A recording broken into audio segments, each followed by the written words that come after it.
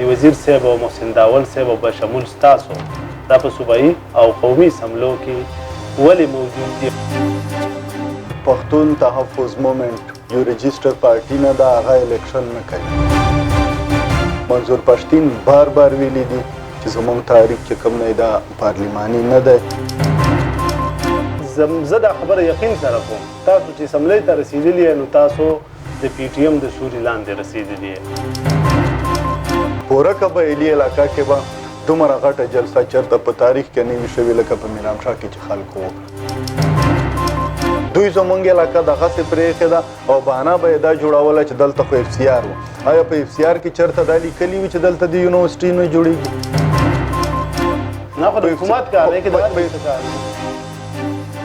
نو 3% او 2% دې کې تاسو څنګه وایئ چې موږ د پښتنو مشري کوو یا پښتانه موږ سره ولاړ دي؟ موږ د ټول ولس خبره کړې ده، موږ د ټول وطن خبره کړې ده او نن یې هم کوو د ټول ولسو د ټول وطن خبره، سبا به یې هم کوو. دا د دوی د پالیسۍ لاندې کېږي دا خبره. په دې کې خو به دا شیونه خامخا راځي او دا یې دنیا ته وشوه چې مطلب زموږ په منځ کې هم ډېره لویه لانجه ده او ډېره لویه. تاسو په کوم بنیاد کوئ چې خلک دوی راوسته؟ څنګه به یو سړی خپل کور ته دښمن راولي او هغه ته وایي زما کور وران کا، زما بچي، زما قوم، زما رعایا، دا ملکه دا به څنګه کېږي؟ کوم وخت چې طالب رالی دغه وخت کې دلته آرمي نه وه، طالب سره هم ستاسو خلک ولاړو؟ زموږ خلک بالکل ورسره ملګري شول. آیا دوی موږ ته دا ښودلی شي چې په وزیرستان کې دوی یو دهشتګرد مړ کړی دی؟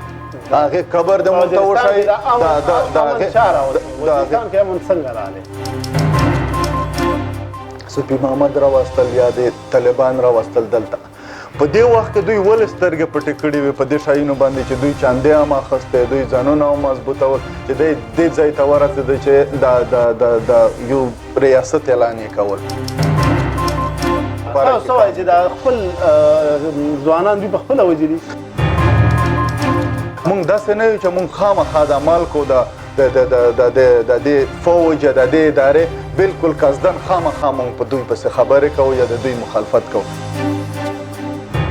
نو چې زما ذهن او زړه ډک وي نو زه به بیا په چک پوسټ څه ولې نه مانو ذهن او زړه ولې ډک دی؟ ګوره په دې څومره چې پوسټونه تېر شوه ما خو نه آرمي والا سخته خبره وکړه نه ما ته د تا خو یاران دي تا ته خو زما په څه جرنالست خبره میډیا خو بیخي دلته په دې ملک کې داسې ده چې خواران زه هم ته خفه کېږم. څنګه نه تاسو به د مسنګ پرسنز خبره کوله؟ کوم کمیشن چې جوړ شوی د جسټس ریټایرډ جاوید اقبال په مشرۍ کې د هغې په جولای کې چې کوم رپورټ راغلی هغې کې دي چې 6277 کیسونه موږ سره رجسټر وو، 4020 کیسونه چې کوم دي دا په دې کې سالو شوي دي.